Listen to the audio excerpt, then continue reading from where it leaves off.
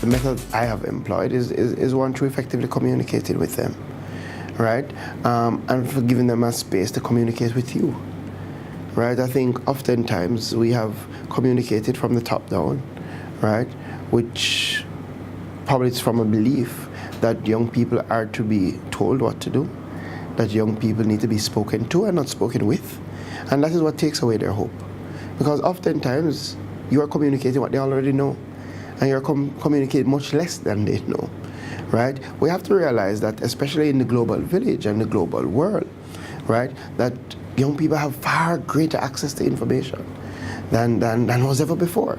So when I go to young people, I go to learn from them, and I go to give them an opportunity to teach. And I find that gives them hope. It's method and makeup of the youth policy of the Ministry of Education, Youth and Information. We look specifically on education and training, which I consider education to really be the bedrock of national development. We also look on health and well-being. Of course, our young people can't function if they're not healthy, both mentally and physically. We look on social inclusiveness, so it's not about demarcating anyone or discriminating against anyone despite your gender, despite your looks, despite your disability or whatever it is, but incorporating everyone. This year, for the first time in our history, we have youth advisors, which advise government directly on policy, right? And we got that because we went to the young people and we said, what do you want to see? And they said, you know, ministers often have advisors. Who are those advisors? Are the youth the advisors, right? Because how can you be really promulgating any policy without taking the youth in from the formulation stage? So we went through the process. We had an open application, and we have chosen 16 youth advisors, right? And they have already hit the ground running. We launched the project last year in November. They're already a part of the national identification system.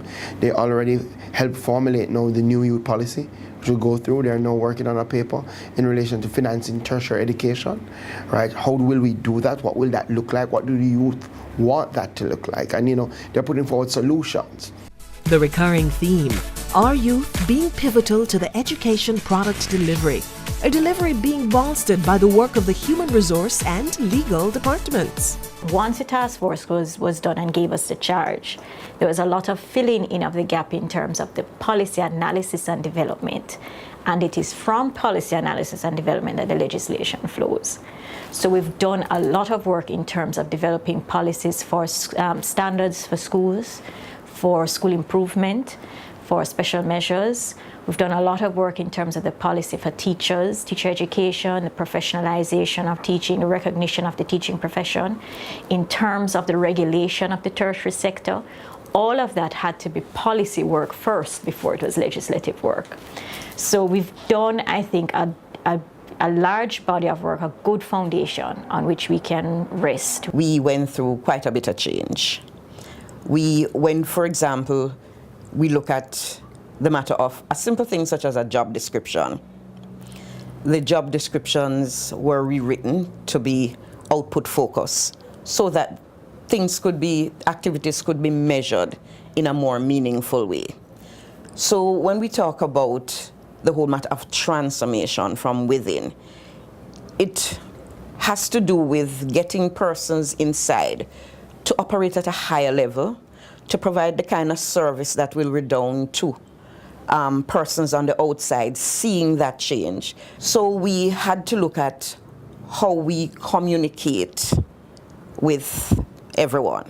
It's the type of communication that enhances the ministry's management of the education product that's delivered. There is clearly more to this service delivery, and parents, you would agree, are critical to the mix.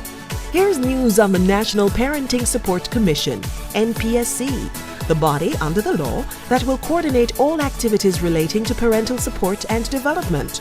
There are parent mentors, parent support managers, and interestingly, there are parent places. The parent place serves as a hub, as a center of excellence for parents to interact with in the school space.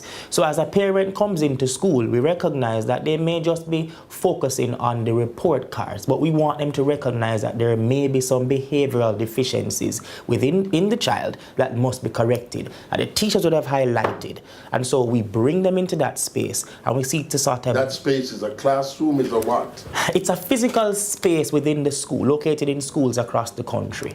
That's kitted out with particular resources, a counseling area, a information center. We have computers in that space. We have training areas, so we bring parents into that space to build their holistic being. This is a story about how our parents are transformed at some of our schools. Meet Marcia Thompson, mother and treasurer of the PTA of Almontown Primary and Infant School. She once struggled to read, but is now literate as a result of the Parent Study Circle, held at that time by Principal Candy Lee Crook-Smith. She mentioned it in PTA one evening about study circle. Parents need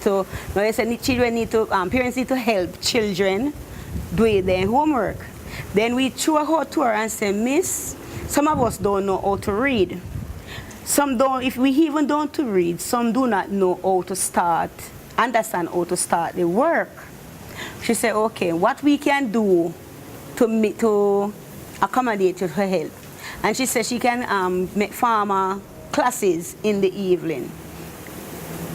And we said, yes, we'll go ahead. So that way she put it now and call it a study circle where the parents come out in the evening by 3, 4 o'clock and we start our classes. And she teaches us maths and English, how we're supposed to break down the maths, how we're supposed to do the maths to show them and to guide and help them. And she also teaches us how to break up the word, to read. Those who have problems to read, she teaches us how to do that. How she was taught to do ratios is the very point that Dr. Tamika Benjamin raised about math being applied to everyday life. How she teach us to do ratio, we could never get it. And then she said to us, buy the color cornflakes. And then when we buy the color cornflakes, we're gonna take out each color, put into a container. That means that we have to divide each color into different groups. And we said, Miss, but when we do that, we're going to eat the cornflakes. She said, no, if you want to learn ratio, you would not eat the cornflakes. And we said, okay, Miss. And the next day, everybody come with cornflakes to start to do ratio. Off to school when we return.